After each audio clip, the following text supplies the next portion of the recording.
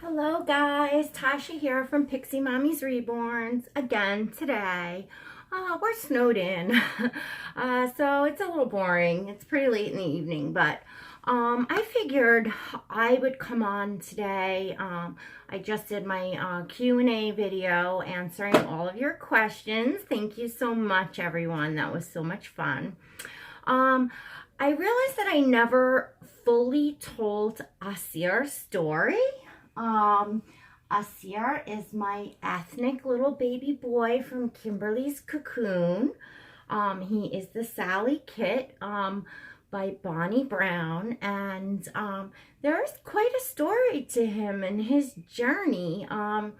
So I thought I would share that. In a little bit, I am going to get him down to, actually I'll do that now, to his onesie, which is his one-of-a-kind Kimberly's Cocoon onesie. He came with lots of wonderful, very, customized things that Kimberly sends with all of her babies. She really, puts a lot into each baby. So as I get him down to his onesie, I'm going to start telling you guys, which would start with how I found Kimberly. Now, as you all know, I have four of Myra's babies from Myra's Little Bugs.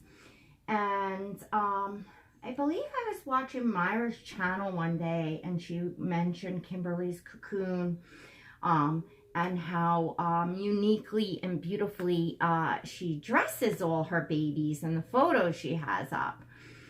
So I said, oh, I gotta check her out. So I did. I went on her Instagram page, which is also Kimberly's Cocoon, and I was just blown away by her babies, her, artistic ability, and just how unique and special each of her babies were, how much personality they all had in them. I was floored. And of course, how great she dresses them all. It's really cool.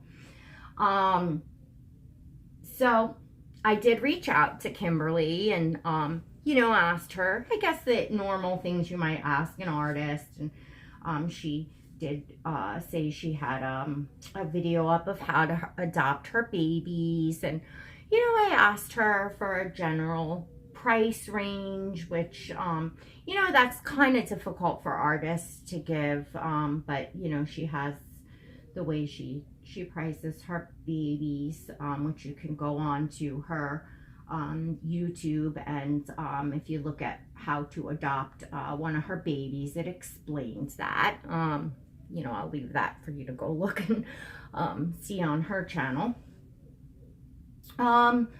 So what I will say as part of, my journey and Aasir's journey is I got on a list for a few kits. She has kits stashed, and Kimberly works on that. She brings the kits to life when she is inspired to do so for each kit. So if you're on the list for the kit, if you're first on the list, you get first right or refusal when that baby is finished. And if you're first, you get the progress pictures, unless it's a peaceful baby, she calls it, which is a baby that she works on and does not share progress. She has, reasons for that. But I guess you would be contacted when that kit was finished if she happened to be working on that baby and not sharing that that was the kit that she was working on. Anyway, she started on the Sally Kit by Bonnie Brown, and I was top of the list for that kit. He is an older kit of Bonnie Brown's, and I guess a lot of the more newer and popular kits probably have quite a long waiting list, but this kit did not. So it was very cool because I was able to follow Aasir's journey. Now, of course, I am a respectful customer. You know, I saw the way Kimberly worked, and I love the way Kimberly works because it is my very honest opinion that artists do their best work when they are uninhibited, when they are not being asked or told what to do, when they are freely creating the vision that they have in their mind. So I wouldn't want to sway an artist creating a baby. I would want their genuine, what the vision is for that baby. So of course, you know, as she went along sending, you know, pictures, I was careful not to, you know, say anything either way. I obviously knew the baby could be a boy or a girl, and I was fine with whatever I was going to be adopting. And of course, I didn't know if when the baby was completely finished, if that baby was going to speak to me or not. I wasn't 100%, you know, sure. I felt I had a pretty good shot because of Kimberly's, you know, how much I love her work. And the fact that I loved the features of the kit, you know, first being his little ears. Whoops, he pulled his own glasses off. I'll take these off for a minute to show his ears. He's just got these adorable little ears, and you know, they stick out rather far. And I just said, oh, you know, then the personality on the face, I feel like he just has this look of, you know, every way you turn him, you get a sweet innocent side, you get a mischievous side, you get a deep in thought, about to cry, about to break out in a smile. Like, I just see so much in this baby, which is very interesting to me because you're looking at a baby and you feel like you're not constantly looking at the same thing. You know, it's like looking at you know, an amazing painting that every time you see it, you find or see something different. Like, oh, wow, I didn't notice this, or I didn't notice that. Or if I look from this angle, I see this or that. That's art. You know, that's art to me, you know, when I appreciate art. So I saw that in this kit. I love his little feet, his splayed toes. I just feel like they just add to his personality, as does his hands. He's got that one open hand, and that's a interesting open hand. It's not just your average open hand.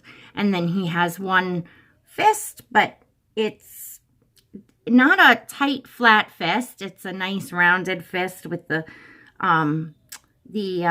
pointer finger a little up, so I like that too. And you know, he's got some very nice creasing. He's got very defined calf muscles, which is also, you know, really adorable. The cutest little cheeks. So again, I saw things in the kit, and I saw the way that you know, Kimberly's babies were, and I said, oh, I got a nice shot that I'm going to be thrilled with this baby. So as she sent pictures, and of course what you start to see first is, hang on, let me get you guys down a little bit so you can see him in my arms. So, you know, of course what you see first is the skin tone, you know, the color layers happening. So as I started to see, I liked the direction that, you know, he was going, and I love that. And then of course the fun comes in the details, and I love that. And, you know, saw the eyebrows. I love how she did them. I got to see a picture with eyes in before he was finished. Love the eyes. So in the back of my head, I'm thinking to myself, hair would maybe make or break the baby for me. Now, I think 99.9% of Kimberly's babies have hair, and quite a bit of it. But you never know what someone's vision, what they have. So I said, you know, if he doesn't wind up with hair, or maybe even really sparse hair, I may not fall in love with the baby. And of course, you're not going to want to adopt a baby that you're not head over heels with, you know. So she said to me, Kimberly said to me, you know, it's time for Sally to grow some hair. I was like, woohoo! I was so happy. So of course she laughed because I said I was secretly hoping for hair. And she said, oh yeah. So meanwhile, as this was all going on, because this is like, I think from before Thanksgiving time, Kimberly and I struck up a friendship and started communicating back and forth. And I started watching quite a few of her videos.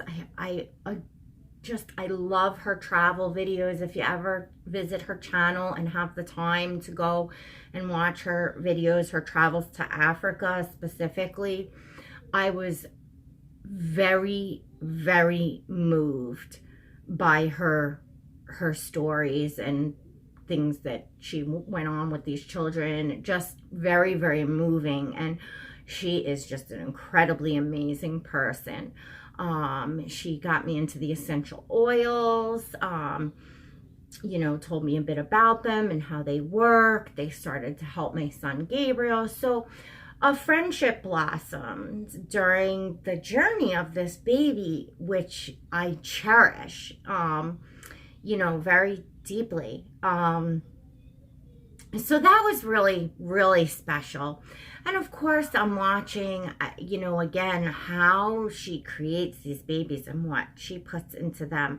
There is just no stone unturned, no detail unturned, no, I can't explain the level of herself that she puts into these babies. I can't even, you really have to see it and, you know, watch, you know, maybe even if you watch like a box packing of a baby of hers and see the thought process of what she puts in for the moms and the babies, and you know, it's pretty cool. It's pretty special, which I'm going to get into a few things, you know, with regard to that. So now, if you've all watched previous videos, I've talked about, and I would think it was in my questions video. Was it in my questions video? I think it was. I have a love for boys. I have girl reborns. I love girl reborns. I have 3 daughters. I would not trade for the world. I assure you that. But there's just a special place in my heart for a son. My favorite color is blue. Whenever I go to the baby section, I'm always eyeing the boy stuff first. Even though you can find a lot more and do a lot more with little girls' clothes in a way, just my heart is, you know, just with little boys. You know, I have 3 girls, and I finally had, you know, my son Gabriel. And it was no secret when I was pregnant with my daughters that I hoped I had a boy. Of course, all else I wanted a healthy child. And again, I wouldn't trade my daughters for the world. They know that. But, you know, again, you know, I'm so glad that God knew better. I have my daughters because, again, I wouldn't trade them. But so for a special baby, you gather that a cherry on top would be a boy. Now, all along, Kimberly kind of conveyed that she saw a girl in this kit. She, you know, really saw a girl. I think kind of everybody did. And in a certain way, so did I. I was up and down. I saw a boy, I saw a girl as he went along. Kimberly said he gave her a warning at one point. I think when she was painting, she said, you could be a boy. But what she does is, it's not until the hair is rooted and the baby is done and put together and she's doing the haircut that she'll look and see what that baby speaks to her as. Well, sure enough, when Mr. Aasir was finished and I was expecting and Kimberly was expecting to say, we have a girl, I get a message, we have a baby born, you know, in the day that he was born. Hi, Gabe. You gotta shut that, sweetie. I'm doing a video. And, she said, and, you know, I'm seeing boy. And here comes the picture. So I was just floored. Hi, buddy. Hey. Gabe says hello. My boys. Hey, Mom, one question. Yes, should dear. I sound a little better on cam? More like me instead of sounding more like another person? Well, I think we all think we sound different on camera, right? I think I feel that way too. When I hear myself on camera, I feel like it doesn't sound like me. But you do. I hear you your sound videos. like you. I hear your videos and you sound like the same. Like you're like no different than me. I talk. All right. Oh, thank you. Okay, bye. Bye. Can you just shut that door though, please, when you go out? Nothing. Bye, everyone. Aw. Thanks, bud. Bouncing baby boy. So, all right, where was I?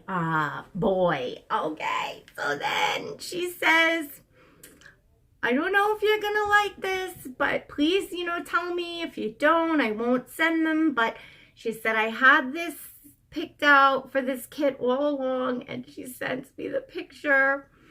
And here he is with these little glasses. And of course, I saw this face.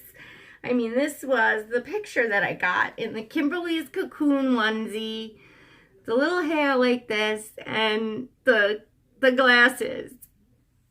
I was like floored. I was like, oh my gosh. I just wanted to reach through the phone in the picture and just grab them. And oh, I was like, oh my goodness. So it was so ironic because I have been collecting some of the John Lennon baby stuff because my one daughter, Noelle, my 17-year-old daughter, her whole nursery was John Lennon. So it was so ironic that Kimberly had got these glasses, I think years ago, you know, off eBay, vintage glasses with this particular kit in mind to put the glasses on. And it just turned out like, you know, they look like little John Lennon glasses. So how ironic is that? There was just so many little twists and turns that we were just laughing about how he's got mischief in him and he kept coming up with surprises. It was supposed to be December 7th that she had did the third sealing in the inside of his hair. And so there was going to be a baby born on December 7th. Well, she went to do it and the glue wasn't dry. So surprise, surprise, we couldn't see the whole baby, you know, finished and quote born until the 8th. And I said to Kimberly, you know what? 8 is my lucky and favorite number. So I'm just peachy keen with December 8th. And she said, no way. You know, she likes the number 8 as well. So we were both like, how cool that, you know, his birthday wound up to be the 8th. I just, you know, like everything fell into place with this baby so perfectly. The hair I could not have asked. If I had asked her to create a baby, I couldn't have asked for more of what, you know, I love. I love all the wild, crazy curls. It's just, and I mean, his hair can be combed down into, you know, a sweet little boy style, and he looks adorable too. Kimberly actually did it for me and sent pictures just for a kid, you know, just to see what it looked like, and is cute. I haven't done it yet. I haven't combed it out totally straight because I just love all these, you know, little crazy locks of curls, and his hair is the softest thing I've ever felt. I can't even describe it as soft because it's something beyond that. It's like touching heaven. It's just, I can't.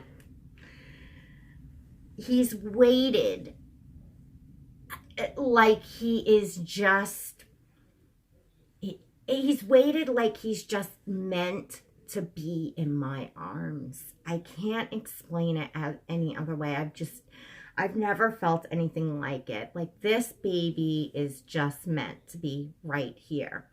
And he's such a cuddly little baby to me, baby to me, but yet he's got this such a huge, big personality for the photo shoots that I love to do, and the creativity of, you know, different whatchamacallit, my brain is different props and things. He's so fun for all of that, reading books and baskets, looking at things, playing with it. It's just so adorable, but yet he's still this little newborn baby to hold and love. This baby has everything. Yes, dear. We got a lot of interruptions here. I'll probably cut this video and then stitch a few together because my husband just picked up my daughter Destiny, who decided not to sleep at a friend's, and I'm shutting it in 1 second. She's taking a ride. Oh, okay. And Destiny is going to go take a ride with him. Okay. I don't have to cut it short. Okay. So I was talking about, yes, loving to photograph and all that. And again, what a little peanut of a baby he still is to me. Oh, my son's feet used to do this. I remember him hanging out up here just like this with the little feet kind of curled up, and he feels so amazing. So amazing. So to end this, and it's still gonna be a few more minutes because you all know I yap on and on and on. Let me just get some water. Kimberly's babies all go home with this wooden cross. Now, here we go. It's just a simple wooden cross on a string, on a black string. Now, if you watch her stories, her travel stories from Africa, again, they're very amazing. But I'm going to read to you what was in his folder about the cross. And this says, "The cross upon your baby's neck is very special to me, and I hope it will be to you as well.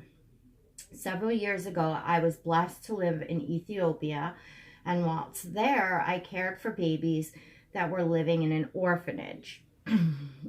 When a baby is born into a Christian home, a small wooden cross is tied around their neck shortly after they are born. It is removed when they are older to be replaced by a larger version of the same cross. All over Ethiopia, you see children of all ages and sanctimonic status wearing these lovely little wooden crosses. I purchased several prior to my return home, not exactly sure what I would eventually do with them. But when I began to reborn, I knew exactly what I would do with them. Each and every baby that leaves my nursery will have a small piece of Africa hung around their neck. Since I did not bring enough back for every baby I will be making,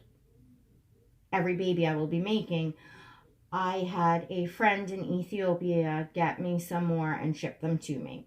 I am so happy to share this small part of a place that is dear to my heart with you and your new baby. God bless. I mean, I cried when I read this the first time. I don't know why I cry at like everything these days. I'll get into my recovery story at another time. And I got to tell you guys just briefly that there was about a 4-year period from 2006 for like 4 years that the pain that I endured, emotional pain that I endured, was so great. I could not cry. I was numb. I literally, and I mean literally, did not shed a tear. You know, I didn't have custody of my children, my girls, for a while. They were everything to me. I, you know, fought my way back to get sober and, you know, custody of them back. It wasn't, they weren't taken away by the state or anything. I just, you know, been with really crappy men that were drug dealers and just horrible. And my girls were not only with me, but they were in the most horrific situation. You know, I failed them. The court system failed them for, you know, a few years. Anyways, so that's something that's, you know, when I entered into this hobby and this journey, I mean, I started being able to cry over things, you know, a few years ago. Not as much. This really softened my heart back to where it used to be when I was young and untainted by, you know, my life's experiences, honestly. So I cry at my box openings and, you know, all that. And I never used to be, I don't know, you know, how else to explain it. And I don't know how to explain pain that is that bad that you physically can't have a reaction. But it was that great. You know, I was carried on the wings of an angel because I don't know how I lived through it. I don't know how I had the will to live through it and persevere and, you know, grow and conquer. I have, you know, there's no human explanation possible, and I will one day tell my entire story. Anyways, let me finish Asir's story because it's very special to me with a poem from Kimberly. So I don't have tissue sit here. So this poem was also in Asir's folder, which I know goes home with all of Kimberly's babies. And it says on top, Kimberly's Cocoon with her signature little butterfly there. And it says, this is a poem, and it says, in a corner of my nursery just the other day, I noticed a cocoon that was beginning to sway. So I wondered to myself, just who could it be breaking out of their cocoon in my little nursery? Over the course of many days, this tiny little one required a lot of love and patience for him to be done. The changes that occurred were magical, it's true, for this sweet little baby to be ready to come home to you. A special blend of paints were applied layer upon layer, and with each tiny stroke I whispered a prayer for this little angel to find the best loving home, a place where he will be loved and never have to roam. When you hold him in your arms, he will feel just right. He will bring you joy and happiness any time, day or night. So be sure to love him from the very depths of your soul, and you will feel his love come back, for that is the goal. Your job is to love and kiss him every single day, and he will love you back in his own special way. You can tell him all your secrets, but whisper in his ear. He will not tell a soul, so have no fear. He is a special baby, there is no doubt in my mind. I am so happy his mommy I was able to find. So now he is yours to love and have fun, and all my work here is done. That was Kimberly's. I mean, can you get any better? Can you get any more heartfelt, sincere? Can you get any more custom and personal in one of these babies? I mean, that's it.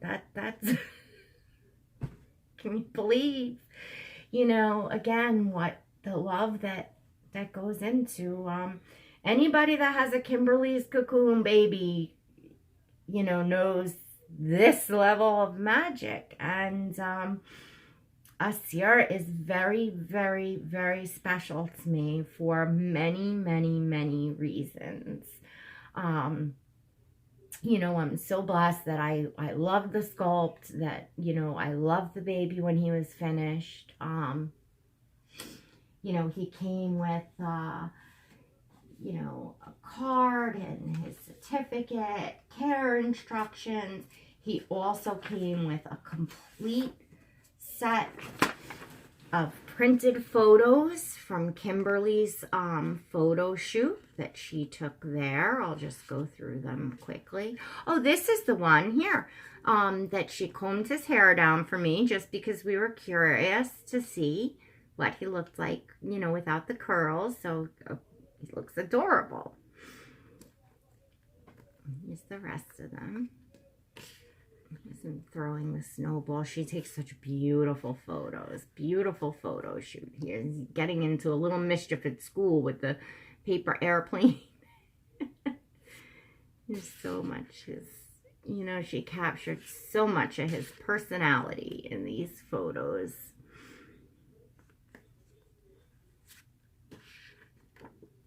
That's the shoot. But really, I mean, again, it's this. That's the first one again in the basket. He just, again, this little boy stole my heart. He's very, very, very special to me. All the babies that I have here that are staying, which the other ones are all Myra's babies, and I have talked in my videos about Myra and the magic of Myra's babies. So I won't let that steal the show for Aasir, because you all know how I feel about Myra and Myra's babies. So I feel so very, very, very blessed. Again, and this little guy is extra special, and you know, that's basically his journey. I probably left out, you know, some details. We had a lot of laughs. We had the overnight thing, where, you know, I had him overnighted, and it was before Christmas time. They were busy, and, you know, he didn't get here the next day. There was very little movement on the tracking, so we were very nervous because when we do priority mail, because it's designed to move so fast. I think the video just cut you off and started again. My apologies for that. But we had a good laugh because we were saying, well, he took the scenic route, and, you know, the little bit of mischief in him. Kimberly messages me and she says, well, the joke's on him because he doesn't have his glasses on. So he can't see the scenic route. I said, that was great. You know, we had to lighten up the mood, you know. Obviously, you see what she puts into these babies. She was, you know, nervous and freaking just as much as I was that he did not arrive and we didn't see scans on him. So, you know, she was on for hours on hold on the other end with her post office. I was on with mine, and it was panic. But all in all, at a certain point in the evening, the post office were closed. We knew there was nothing we could do except wait for him to be scanned sometime during the night or whatever. So we had to stay sane. So that was funny, and the day he arrived was so much fun. And if you go to his box opening, you can see all of the amazing and beautiful things that Kimberly sent with him, and all of the beautiful gifts and the personalization of the entire box opening, just down to every little tiny detail, was just so incredibly special for me.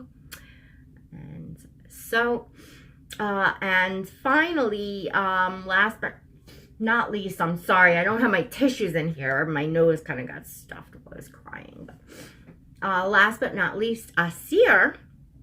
It was very important to me, you know, given how deeply moved I was by Kimberly's travel stories in Africa and the children there, that I gave this baby an African name.